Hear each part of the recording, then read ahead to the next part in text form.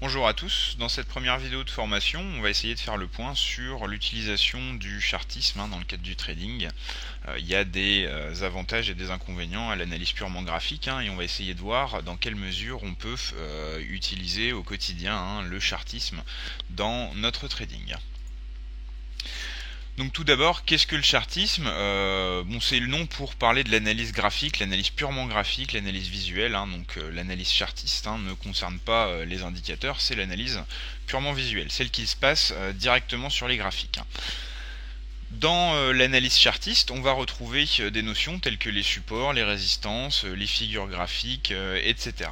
L'avantage de cette méthode d'analyse, c'est qu'on est en contact direct avec les prix. Les traders expérimentés, finalement, on se rend compte qu'ils ne se servent pas tant que ça des indicateurs et des signaux de trading. Ce dont ils ont besoin, c'est surtout le contact avec la courbe des prix. C'est surtout le contact direct avec les prix. L'inconvénient par contre de l'analyse chartiste, c'est l'imprécision. Avec les signaux de trading, on sait précisément quand est-ce qu'un signal est passé et quand est-ce qu'il faut prendre position ou non. Avec le chartisme, il y a toujours un certain flou artistique. On ne sait pas précisément quand est-ce qu'un signal chartiste est passé. Pareil pour les supports et les résistances, on sait que c'est des niveaux qui ne sont pas forcément précis. Par la force des choses, on va donc pas pouvoir se reposer à 100% sur le chartisme. En tout cas, tant qu'on n'a pas une grande expérience, on va devoir utiliser le chartisme et également les signaux de trading. Donc cette vidéo a pour but d'essayer de faire le point sur la façon de conjuguer les deux. Donc quelle utilisation du chartisme? La première, c'est l'étude de tendance. Le chartisme, c'est le meilleur outil pour définir et évaluer une tendance. Bien sûr, la tendance, c'est l'évolution des prix, donc il n'y a pas de meilleur outil que les graphiques de l'évolution des prix eux-mêmes pour faire de l'étude de tendance. Ça se base principalement sur la théorie de Dow. Alors tous les traders un peu actifs connaissent. Ça passe par notamment la règle des plus hauts et des plus bas qui définit les tendances haussières et les tendances baissières, sachant que dans une tendance haussière, on doit avoir des pics et des creux toujours croissants, et dans une tendance baissière, des pics et des creux toujours décroissants. Donc déjà en partant de ce principe-là, on peut étudier la qualité d'une tendance. Est-ce qu'elle respecte ces règles ou est-ce qu'elle ne les respecte pas? Ensuite, on peut faire du repérage d'opportunités avec le chartisme, en se disant que si notre étude de tendance débouche sur un constat d'une tendance haussière, on va rechercher des signaux plutôt acheteurs. Si on débouche sur l'idée d'une tendance baissière, on va plutôt rechercher des signaux vendeurs.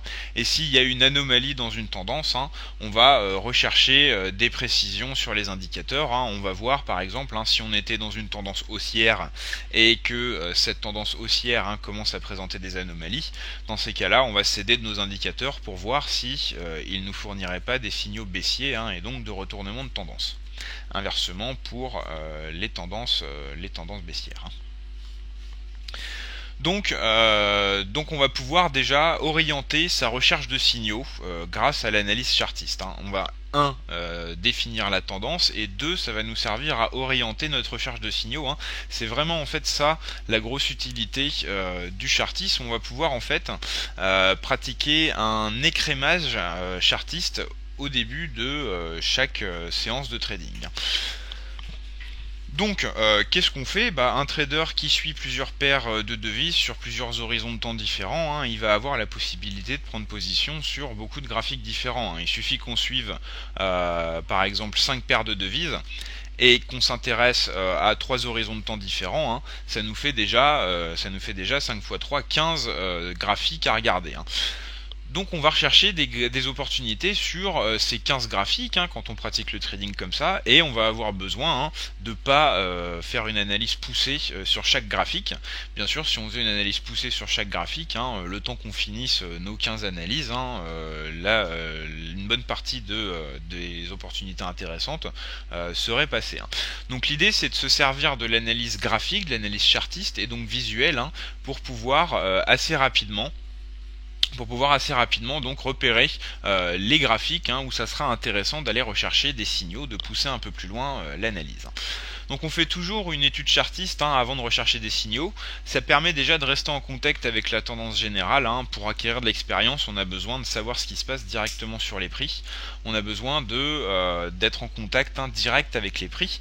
Donc ça permet déjà de rester en contact avec cette donnée fondamentale, et ça permet d'anticiper les bons signaux, comme on l'a vu, parce que effectivement, si vous avez une tendance baissière et que vous avez en plus des signaux baissiers sur vos indicateurs, ça va être des signaux bien sûr renforcés. On va dire que dans ce cas, l'analyse chartiste, elle se confirmera avec les signaux, et c'est vraiment une situation que tout trader doit rechercher quand la configuration graphique des prix est en accord avec les signaux qu'on peut relever sur les différents indicateurs qu'on suit.